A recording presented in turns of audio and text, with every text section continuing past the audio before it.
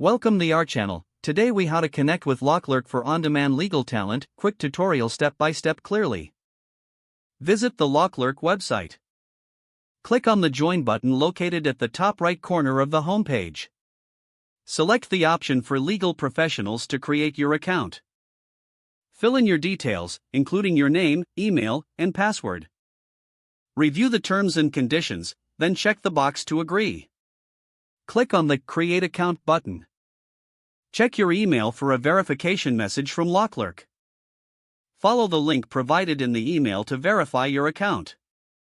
Once verified, log into your new account using your email and password.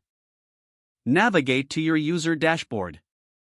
Click on Post a Project to begin posting your legal work. Provide a clear and detailed description of the legal task you need assistance with. Select the relevant practice area for your project. Set your budget and deadline for completion.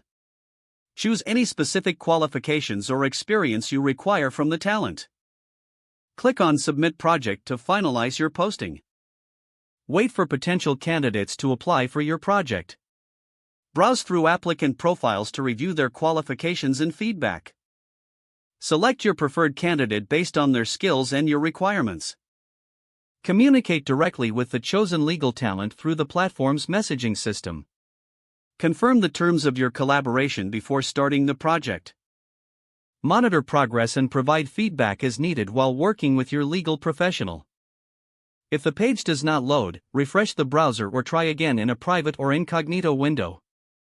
Make sure you are using the correct email address, then retype it carefully to avoid small typos. If your password is not accepted, use the reset option and create a new strong password you can remember. Check your spam folder for verification or security emails, then complete any requested confirmation steps. Enable two-factor authentication if available to improve account security and reduce unauthorized access risk. After signing in, review your profile details so your contact information and settings are accurate and current. Don't forget to like this video and subscribe to our channel for more step-by-step tech guides.